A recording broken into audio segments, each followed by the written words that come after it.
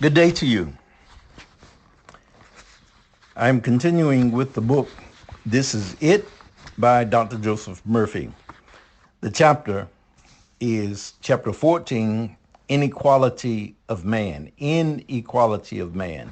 I'm Dr. Dennis L. Waters Sr., and I'm reading from this book.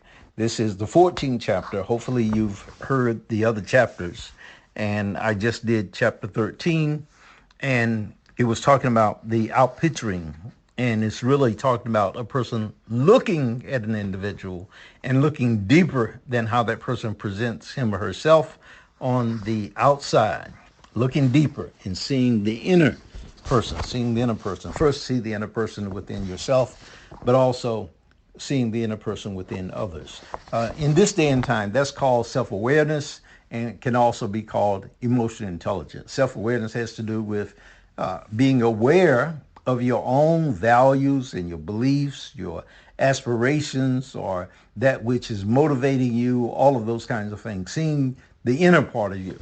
And then emotional intelligence is seeing the values, the beliefs, the motivations, the things that pertain to another individual. Self-awareness and emotional intelligence, social consciousness, all of those types of things. In this day and time, is talking about knowing how people of other cultures actually feel, cultural intelligence, all of those types of things, and just understanding other people, seeing the best in every person, seeing the best, and knowing that we are all children of God.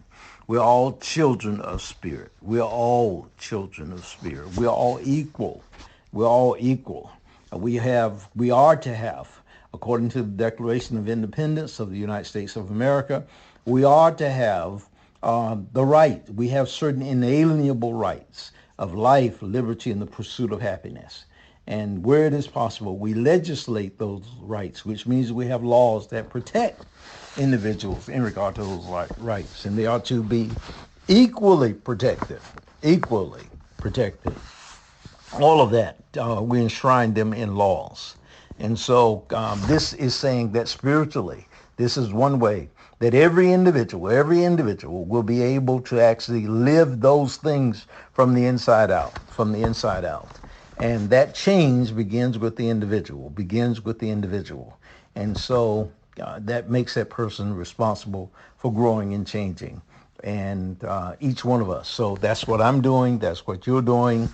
That's what each individual is invited to see a better world, to see a better person, beginning with oneself and then spreading spreading the love. This chapter 14 is entitled Inequality of Humans. Inequality of Man, actually, is the title. It begins, it does not make any difference whether man was born deaf, dumb, or blind. The works of God, which is in quotation marks, works of God, can now be made manifest. The divine love of God in action is omnipotent in healing. It is invincible. Therefore, Jesus, or the illumined consciousness, can enter into the realization it is done. Many ask this question: why is an innocent child born blind, deaf, or crippled? Obviously, they have not read the scriptures, for the same question is asked in the 9th chapter of John. Master, who did sin, this man or his parents, that he was born blind? Jesus answered, neither hath this man sinned nor his parents, but that the works of God should be made manifest in him. John 9 and verses 2 and 3. The work of God is the nature of God, which is goodness, truth, and beauty. Man's conscious mind is father, and his subconscious the mother. Man creates by his feelings or moods. In the creative act, the mood at the moment of conception determines the nature of the child. I form the lights and create darkness. I make peace and create evil. I, the Lord, do all these things. Isaiah 45 and verse 7. This means the Lord, or law, which is in parenthesis, can be used two ways, but through our ignorance, we misuse it. Our moods create, What is the nature of our mood? What tone do we strike during the creative act? If there's someone in the parent's world whom they hate the sight of, or if there's a voice that they wish they would not hear again, a corresponding expression must be brought forth. A blind or deaf child will be born, as within so without, as above so below, as in heaven, which is consciousness, so on earth. And so, excuse me, what is being said here is that a person's mood, while they're in the act of creation, the bringing forth of a child, the impregnation, or however that is to be thought of, impacts the birth of the child, Now, this is Dr. Murphy's item. I have no other thing other than I'm reading this. It is his point is something I don't know that there's proof of. I'll put that way, just right there in regard to that. But it could be a viable point. How he would prove it, I have no idea. But think about it.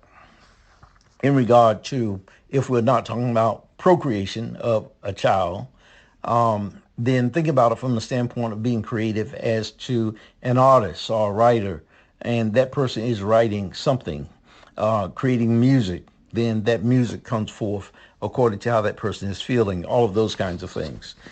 Creating a masterpiece of art, a painting of some kind. Again, we've seen how a person's feelings come forth in regards to that art. All of these things is what he's talking about, and he's likely reasoning from those type of things that we know, and then bringing that to the procreation process of a man and a woman. The law is impersonal and no respecter of persons. It gives to all men, all women, that which they ask according to their mood or belief. The nature is the feeling or conviction within the human. If a person feels he or she is healthy, realizing his state of consciousness as the determining factor, he cannot express illness. The child, be it deaf, dumb, or blind, is just good and very good, because it is the perfect image and likeness of the consciousness which produced it. Every creature of God is good, 1 Timothy 4:4. His work is perfect, Deuteronomy 32:4. And God saw everything that he had made, and behold, it was very good, Genesis 1:31. You will see that whatever tone is struck by the parents, a corresponding voice or mood comes forth by the law of reciprocal relationship. No child is subject to so-called laws of heredity. What mean ye that ye use this proverb concerning the land of Israel, saying, the fathers have eaten sour grapes, and the children's teeth are set on edge? As I live, said the Lord God, ye shall not have occasion any more to see this proverb in Israel. Ezekiel 18, verses 2 and 3. Yes, the father may be insane, tubalika, or criminal, but the only thing passed on to children is the spirit or mood of the father and mother. It is possible for a so-called criminal to have a son who becomes a Beethoven, a Shakespeare, a Lincoln, or a Jesus. It depends on the moods of the parents or the state of consciousness at conception.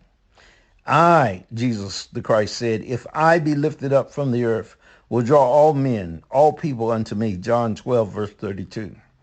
If you are lifted up in consciousness to the point of acceptance or belief that your son will be the noble, dignified, Christ-like being you dream of, according to the law of reciprocal relationship, a corresponding mood or quality of the infinite comes forth.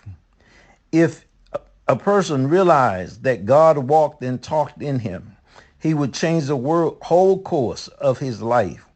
God is indivisible. God is one, and God is indivisible. And God is in you. God is in me. God is one, and God is indivisible. not a part of God is in each person, but all of God is in each person. And the realization of that brings us forth and makes it possible, as the text says, I can do all things through Christ, which strengthens me. God is indivisible. There are not two infinities, but only one. It is impossible to divide infinity. The whole of God, therefore, is in the seeming part of man. All beings in the world live and have their existence only in the consciousness of the human. Only in the consciousness of the human. Let us get away from any idea of separateness. Some wish an external continuance of themselves as John, Mary, or Joe, coming back again and again for more experience. They do not realize they have experienced everything, have seen all things, and have always lived. The works were finished from the foundation of the world. Hebrews 4, verse 3. It is not the personality known as John, Mary, or Joe coming back. It is always the Spirit of the one God. Elias is come already. Matthew 17 and verse 12. The personality, John or Mary, is simply the mask of God. It is the sum of the appetites, moods, feelings, and beliefs of each of us. In other words, we tincture, Tincture, or color, Color, the one spirit by our beliefs and impressions. God does not repeat God's self. Therefore, objectively, we look different. Subjectively, we are all one. The subjective is the real. The objective is the mass. John, for example, might have lived in New Orleans. We will say he died. Then the quality, which was John, lives on in all beings throughout the world. Now, during the creative act, in some part of the globe, the tone or quality that was John is struck. This could be in China or Japan or elsewhere, and that quality of mood of the one God comes forth. It is not the personality we knew as John.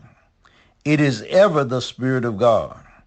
The same instance that John died, instantaneously the same vibration could come forth in a member of another race, in a member of another country. Cycles of 500, 800, or 1,000 years have nothing to do with this law. God is timeless. All tones are in the one. When we are playing on the grand piano, it will respond according to the notes we like. Man is the one who measures, and the measure he met shall be measured unto him. Whatever he sows, that shall he also reap. You sow the seed in consciousness, and you reap the fruit of the seed. It will be the exact likeness of the seed sown. Let us sow beautiful thoughts. Let our hands play divine melodies. Let our eyes see the beauties of God. Let our voices be those of praise and thanksgiving. Then surely we will reap what we sow. Then surely we will reap what we sow. And so there's that text in the book of Philippians, I believe it's chapter 4 and verse 8, or something to that effect. It says, whatsoever things are true, whatsoever things are lovely, whatsoever things are of good report, if there be any praise, anything that has to do with any of these qualities, then think on these things. And so this is what is being talked about here. There's another one, at least a song, that talks about keeping the mind stayed on Jesus. I woke up this morning with my mind stayed on Jesus. All of these are talking about keeping the mind in the right place, being positive. That's what affirmations are about. That's what meditation is about. That's what journaling is about. All of these things are asking and saying that it is vitally important to have the mind in a right frame of mind. There is an affirmation that I've used for years now. Nothing but good can go for me. Nothing but good can return. Nothing but good can go for me. Nothing but good can return. And so all of these thoughts is what we're talking about, feeding the mind in such a way that the harvest will be a harvest that you want to see. Nothing but good can go for me. That's my sowing. Nothing but good can return. That's my reaping. Nothing but good. Namaste. Bless you. Take care.